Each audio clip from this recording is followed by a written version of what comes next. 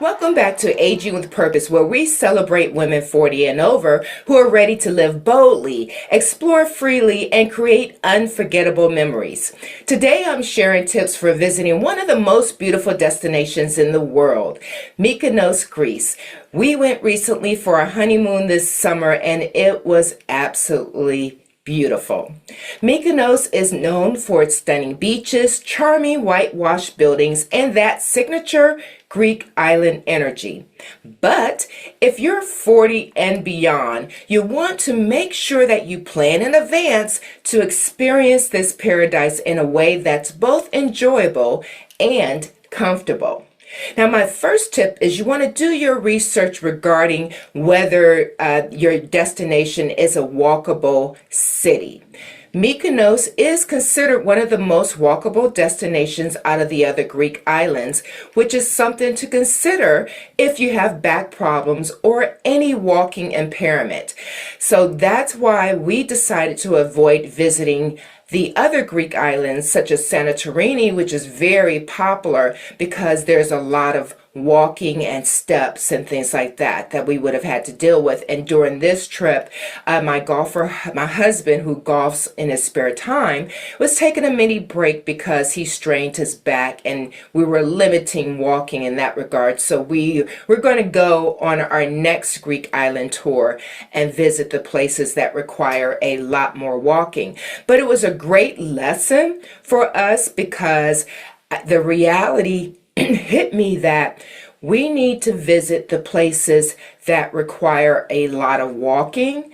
Now put those at the top of our list, get those out of the way so as we head into our 70s and 80s, because we may have a walking impairment by then, a cane or a walker, things like that. So you want to do your research if you are in that age range and you do have a walking impairment. Do your research to make sure that you're able to get around and enjoy your trip, because you're going to spend money, you may as well get to enjoy it. It actually broke my heart when we were in the town of Mykonos. I guess the cruise ship had docked, and there were a lot of elderly getting off, the older seasoned people getting off of the cruise ship, I guess, for their overnight stay, their docking time. And they were pulling their luggage. In Mykonos town, there's a lot of cobblestone. So they were pulling their luggage against the cobblestone. And you know, those little wheels on that luggage is most of the time is terrible. And just looking at the frustration on their faces and the exhaustion, it was just really sad to see. I think that cruise ships should probably notify their guests in advance, because maybe there's another way that they can be accommodated. But just keep that in mind. Now, going to our next tip, visit during the shoulder season. That's usually when it's not as crowded. Now, the crowd high peak time is the month of July when we went, but we were very fortunate. It wasn't chaotic at all due to the politics that's going on right now worldwide. A lot of people aren't traveling. So our hotel was actually pretty empty. There were guests there, but it was so enjoyable because there wasn't a lot of wait time with anything. It was so generally, though, you want to skip the crowds, you want to and the intense heat. You want to go late May, early June, or in September. Again, we were lucky. Even with the weather, it wasn't very hot at all. So, and during those times, you will still get sunshine and, of course, gorgeous beaches, but fewer tourists. You'll get to enjoy it like we did. And also, it's more affordable during those times. You can just enjoy a relaxed atmosphere. Now, my third tip, transportation. There are very few airports in the area, and there's about, I think they said 149 hotels in Mykonos. So if it's the busy season, you want to make sure you book those in advance. But back to transportation, because it's such a small island, there aren't that many taxis or Ubers available. So you want to plan all of that in advance. My best advice would be to get a hotel that offers some type of shuttle service. We flew into Athens and then flew into Greece from there. You do have an option of taking a ferry from the Athens airport into Mykonos, assuming you don't have a direct flight into Mykonos.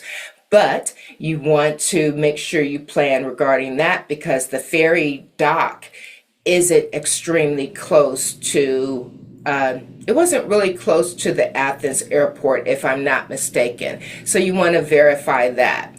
We didn't take the ferry from there. We did take the ferry when we left Mykonos to get into Athens the day before we flew out. So it was a little bit easier for us. But do that research, because the slow ferry is about 6 hours between the islands. The fast ferry is 3 to 4 hours. So just make sure your research is done. Of course, if you hire a travel agent who is experienced with planning trips to Mykonos, they already have that information in advance for you. And then the next tip, 4, choose where you stay that suits how you would like to enjoy your vacation. If you love the nightlife, stay near the Mykonos town. There's a lot of parties going on, I understand. You'll find many restaurants, and of course there's a lot of shopping. But if you prefer a quieter environment, look for boutique hotels or villas that are near the beach, if the beach is your primary reason for being there. Now, many of them do offer amazing sea views and, of course, a more peaceful experience. Now, according to my research, there were only a few top beaches. When you get, that means it's not as rocky. It isn't, I guess, probably maybe not as much litter, because they had a small beach in Mykonos town, but although people were laying out at it, it wasn't clean at all. It wasn't beautiful at all. So I think the beaches on the outskirts are much nicer. Also, like we stayed at the Marriott property, the Mykonos Avaton, that was at Ela Beach. I may not be pronouncing it right, Elia, and that was considered one of the top beaches, and it was very enjoyable. We stayed at the High Point at the hotel. There were different levels, and there were other hotels, of course, in the area. I preferred the High Point because the overlooking view of the rockiness and the sea was absolutely beautiful. Generally, I like to be where I can walk immediately down to the beach, but I preferred that hotel because of the view, and it was just pleasant overall. We did have a free shuttle that was available throughout the day, and it was only like a 5-minute drive down to the private beach, so there was no issue with that. Very peaceful. And the free shuttle was also available to get into town throughout the day. And just also, the town was about a 30-minute drive away. You could take a taxi, you could take an Uber, but just know that they're not very abundant. Maybe if it was busier, it would have been, but again, we went during the high peak time and it was extremely slow. And I think it took about 30-45 minutes for an Uber to arrive when we did take that to go into town. I think we didn't want to wait for the shuttle, or we missed the shuttle. I forgot exactly what the situation was with that. So any trip, you just want to plan in advance, especially if you're going to one of the islands, because if it's packed, there may not be a lot of availability. A lot of the people who come in live elsewhere, and they just come in during the busy season, the tourist season, and then they go home. So I imagine if they come in, if it isn't really busy, they probably go home, back home for work, because it kind of defeats the purpose to stay there if there's no work available. So that's just something to consider. Now, tip number 5.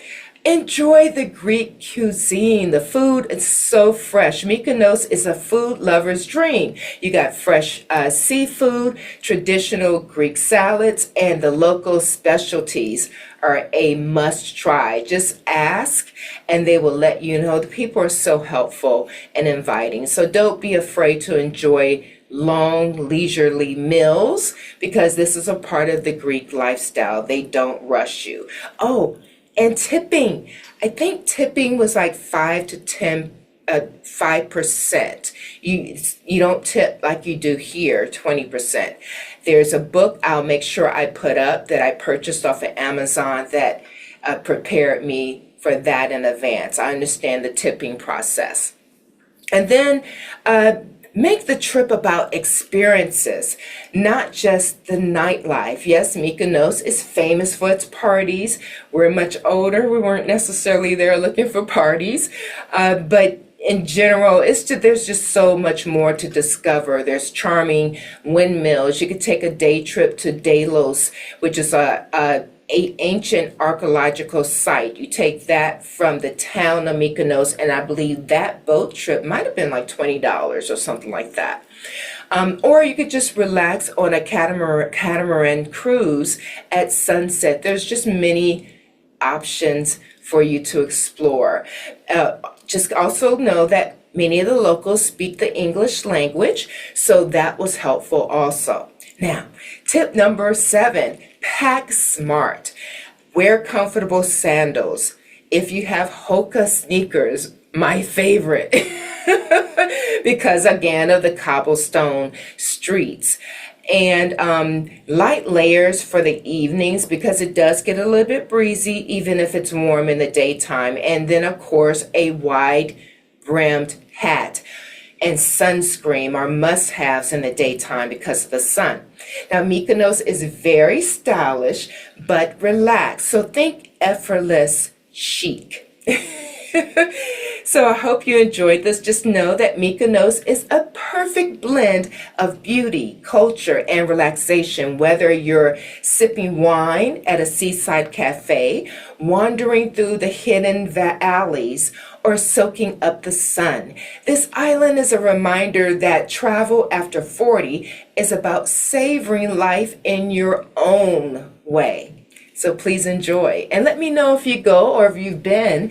Offer some more tips about the other islands because we are going back. Thank you for joining us, and remember to like and subscribe. Please spread the word so that Aging with Purpose grows and inspire more women like you in their continuing journey of life.